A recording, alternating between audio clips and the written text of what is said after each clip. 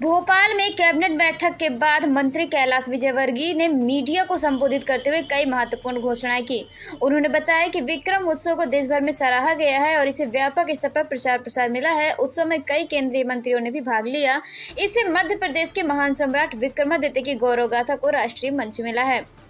लाडली बहना योजना को लेकर मंत्री विजयवर्गीय ने स्पष्ट किया कि कुछ लोग इस योजना को लेकर भ्रम फैला रहे हैं, जबकि सच्चाई यह है कि यह योजना कभी बंद नहीं होगी। उन्होंने कहा कि इस बार 10 की बजाय 16 तारीख को मंडला से बहनों के खातों में राशि ट्रांसफर की जाएगी और मुख्यमंत्री डॉक्टर मोहन यादव स्वयं यह राशि डालेंगे। दुग्ध उत्पादन पर बात करते हुए उन्होंने बताया कि केंद्रीय गृह मंत्री अमित शाह हाल ही में भोपाल आए थे और नेशनल डेयरी डेवलपमेंट बोर्ड के अंतर्गत राज्य के दुग्ध क्षेत्र को और सशक्त बनाने पर चर्चा हुई।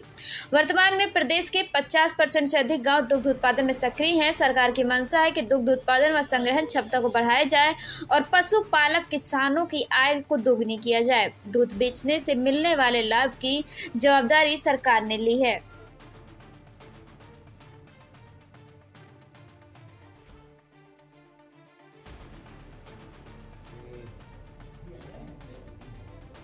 लोकप्रिय मुख्यमंत्री डॉक्टर मोहन यादव जी के नेतृत्व में कैबिनेट की बैठक संपन्न हुई है। उसमें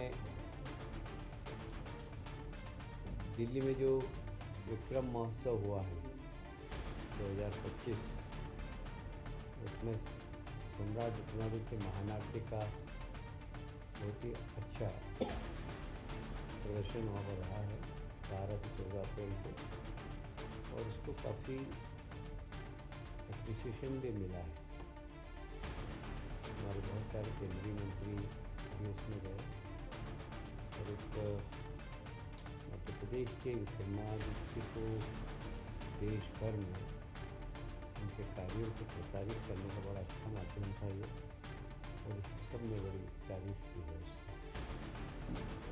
कुछ लोगों ने अभी कन्फ्यूजन फैलाया है कि लाडली लक्ष्मी योजना बंद हो रही है। ऐसा कुछ भी नहीं है। 10 की जगह कुछ 16 से लाडली लक्ष्मी बहना मंडला में माननीय मुख्यमंत्री स्वयं जाएंगे, और ये राशि अब 10 से 15 के बीच में कभी भी शासन की सुविधा होगी तब इसको बांट दी जाएगी। इसलिए ये कन्फ्यूजन जो फैला रहे हैं लोग, उनको मैं स्पष्ट कर देना चाहता हूँ कि लाडली लक्ष्मी योजना कभी बंद नहीं होगी, और लाडली लक्ष्मी लाडली दोनों ही हो गए दोनों हो गए, लाडली बहना भी हो गई, लाडली लक्ष्मी बहना, दोनों कभी बंद। एनडीडीबी और मध्य प्रदेश के बीच में आपने देखा, हमारे माननीय गृह मंत्री जी आए थे। हमारा लक्ष्य थोड़ा कम था, उन्होंने लक्ष्य बढ़ाने का हमें निर्देश दिया। हम लक्ष्य बढ़ा रहे हैं। प्रदेश के लगभग 50% से भी ज़्यादा गांव इसमें दूध उत्पादन के क्षेत्र में अभी काम कर रहे हैं। हम उत्पादन का भी एरिया और बढ़ाएंगे और संग्रहण का भी हमारी क्षमता बढ़ाकर हम कैसे हमारे यहाँ के किसानों का जो किसान, हमने कहा है कि उसकी इनकम डबल है, तो ये भी एक माध्यम है कि पशुपालक गोपालक जो किसान हैं हम उससे उनकी कैसे आय बढ़ाएं।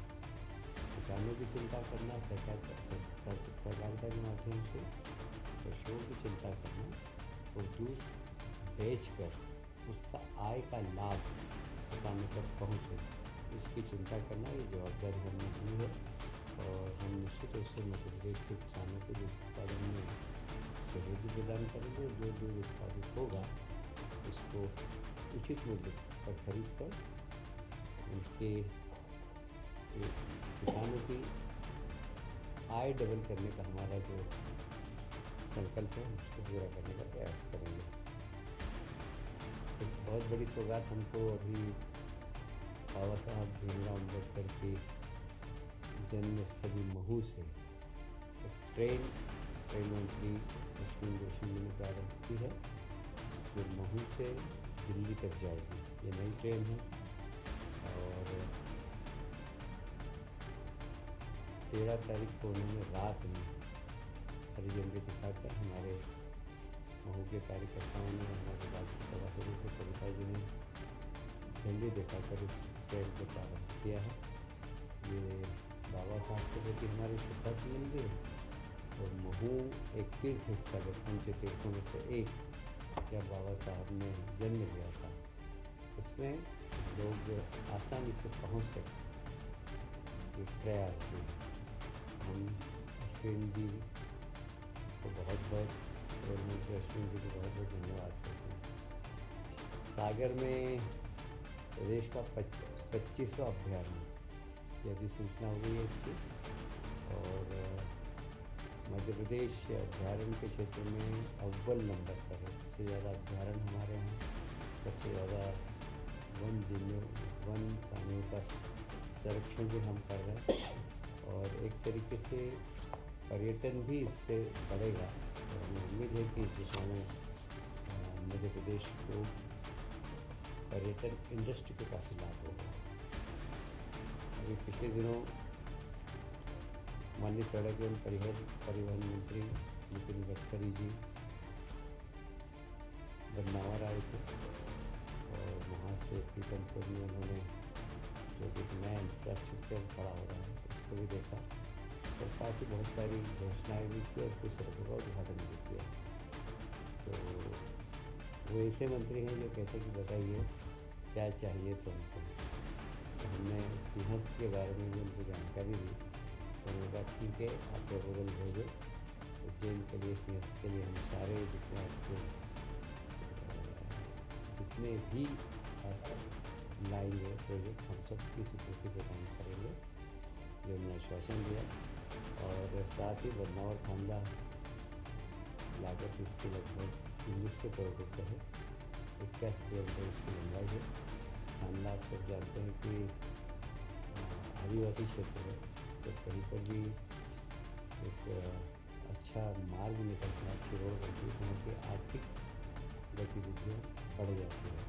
ये आदिवासी क्षेत्र के लिए एक आर्थिक तंत्र को मजबूत करने का एक बहुत बड़ा साधन है। इसी प्रकार उज्जैन झालावाड़ फोरलेन मार्ग 2500 करोड़ का है, इसमें भी बहुत सारा आदिवासी क्षेत्र आता है। 133 किलोमीटर का है, और वो भी स्वीकृति प्रदान की। साथ ही इंदौर के पूर्वी क्षेत्र में 6 लेन बाईपास लगभग 3500 करोड़ का, 70 किलोमीटर का, 77 किलोमीटर, उसकी भी उन्होंने स्वीकृति प्रदान की। आप सभी जानते हैं माननीय देश के यशस्वी प्रधानमंत्री ने ज्ञान, मतलब गरीब, युवा, अन्नदाता और नारी, इन 4